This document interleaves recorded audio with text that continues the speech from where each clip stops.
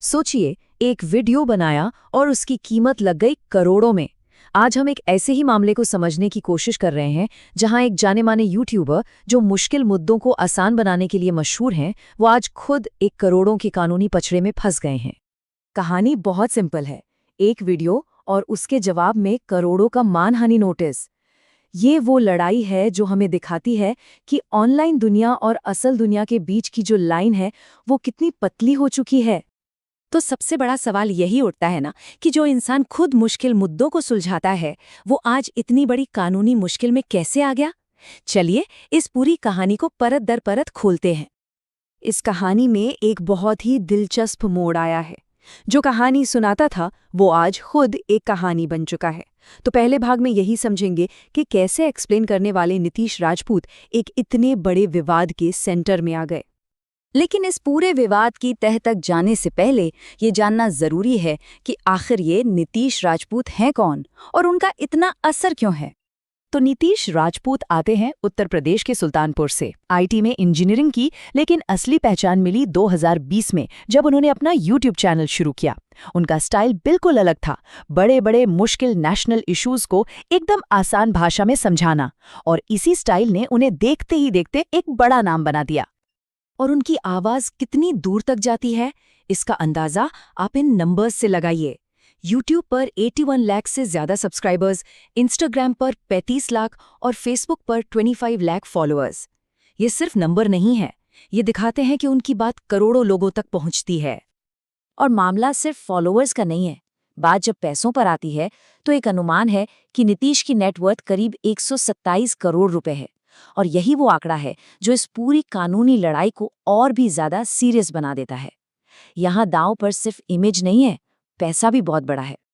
तो अब आते हैं कहानी के उस मोड़ पर, यहाँ से ये सारा बखेड़ा खड़ा हुआ। वो एक वीडियो जिसने इस करोड़ों के मुकदमे की चिंगारी सुलगा दी। तो हुआ ये कि नीतीश ने एक वीडियो बनाया एसएससी एग्जाम के टेंडर प्रोसेस पर। इसमें उन्होंने सवाल उठाए एक कंपनी पर जिसका नाम है एड्यूक्यूटी टेक्नोलॉजीज। और ये सवाल हवा में नहीं थे, बल्कि आरटीआई से मिले कागजात के आधार पर थे। उनका दावा था कि इस प्रोसेस में गड़बड़ी हो सकती है, जिससे लाखों स्टूडेंट्स का भविष्य खतरे में पड़ सकता है। और बस इसी वीडियो के आते ही कंपनी ने नीतीश के खिलाफ मानहानि का केस ठोक दिया। अब ये लड़ाई सिर्फ एक वीडियो की नहीं रही, बल्कि दो अलग अलग कहानियों की, दो अलग अलग सच की लड़ाई बन गई। और कंपनी ने जो रकम मांगी है वो है 5.5 करोड़ रुपए। जरा सोचिए, 5.5 करोड़, ये इतनी बड़ी रकम है कि किसी भी कंटेंट क्रिएटर की आवाज बंद करने के लिए काफी है। तो दोनों तरफ से तलवारें खींची हुई हैं। एक तरफ कंपनी कहती है कि वीडियो में झूठ है, हमारी इमेज खराब हुई है, इसे तुरंत हटाओ। दूसरी तरफ नीतीश का स्टैंड क्लियर है कि वीडियो सबूतों पर बना है, पब्लिक के लिए जरूरी है और वो इसे नहीं हटाएंगे।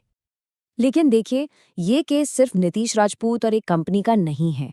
ये मामला उससे कहीं कहीं ज्यादा बड़ा है। ये कुछ ऐसे सवाल खड़े करता है जिनका असर बहुत दूर तक जाएगा। हमें ये भी समझना होगा कि एसएससी एग्जाम्स में पहले भी गड़बड़ियों की शिकायतें आती रही हैं, ये कोई नई बात नहीं है। तो इस मामले से ये साफ दिखता है कि अब यूट्यूबर्स जैसे लोग भी पब्लिक डिबेट में एक बड़ी आवाज बन गए हैं। और इस केस का जो भी नतीजा होगा ना, वो आने वाले समय के लिए फ्री स्पीच और कंपनियों की जवाबदेही पर एक नज़ीर पेश करेगा।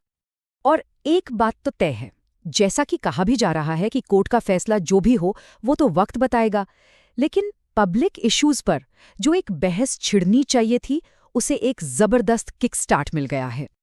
तो आखिर में हम उसी सवाल पर आकर रुक जाते हैं, क्या सच बोलने की, या यूं कहें कि सिस्टम पर सवाल उठाने की कीमत करोड़ों में चुकानी पड़ेगी? ये सवाल सिर्फ नीतीश के लिए नहीं है, ये हर उस आवाज के लिए है जो चुप रहने से इनकार करती है।